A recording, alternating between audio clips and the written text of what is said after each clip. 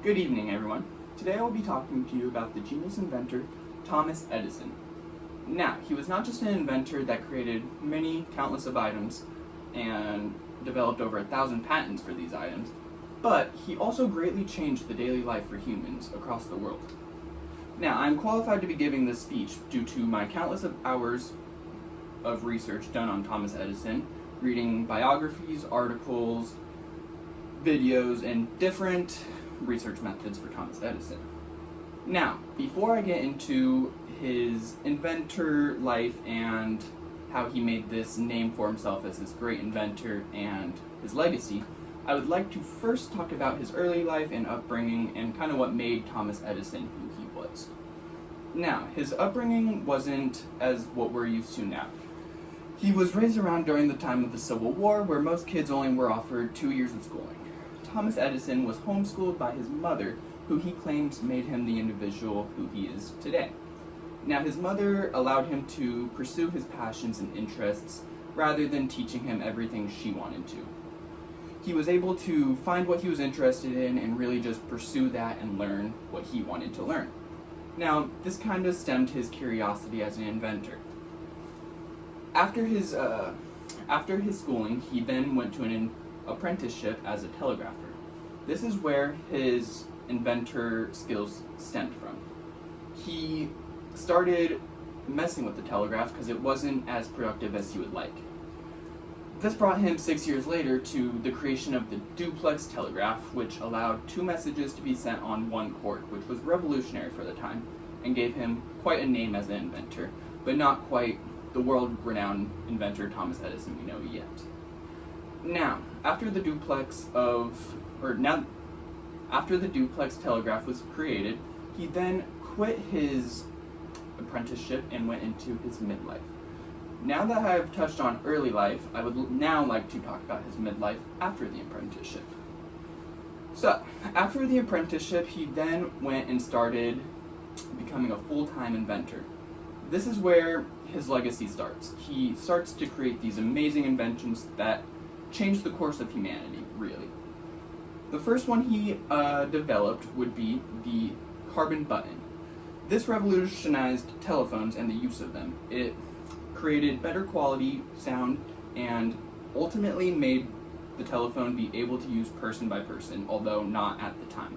Later on, though, the carbon button would be used over and over and over. After the button, he then made the phonograph, which was a spin-off of Graham Bell's telephone, really. However, this was the first item that could speak recorded messages. It was unheard of at the time and gave him the nickname the Wizard Inventor. It was, at this point, he was known all around the world and became this great inventor. Once he was known as a great inventor, he then went into his next road of research, and this was the electric light bulb, which was known to be feasibly impossible at the time.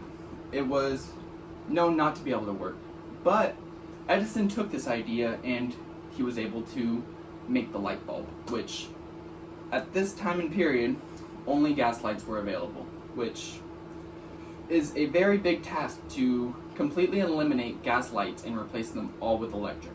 Yet he did it. Now, everyone's lives were changed.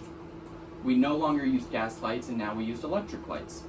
It was as though he was the greatest inventor in the world at the time, since he was. So, in his midlife, this is where his main inventions were made. The button, the phonograph, and the electric light. Now that I've talked about his middle life, I would like to get into his later life and the legacy he left behind. So in his later life, he opened up Edison Laboratory. Now this was the first real research laboratory at the time, which also is a great accomplishment for him. He made the first research lab. That's incredible and would allow for many more inventions to be made after that. Now, after he opened this lab, most of his prime inventions were in the past, and he only made a few more inventions after this, which include the alkaline battery, the commercial phonograph, and he even made batteries for Ford. Now, although his legacy was more in his middle life, he did leave behind that the electric light bulb and the button and all his other inventions that greatly impacted human life. But he also left behind his legacy of being an inventor, and he took the impossible and made it possible. His legacy was not only changing human life, but also the changing that everything is possible. No longer are we limited by beliefs of limitation. Now that Edison has lived and accomplished so much, we know now that what is thought to be impossible is merely just, well, a thought. Thank you everyone for my speech, and I hope my speech on Thomas Edison brought you some insight. Thank you.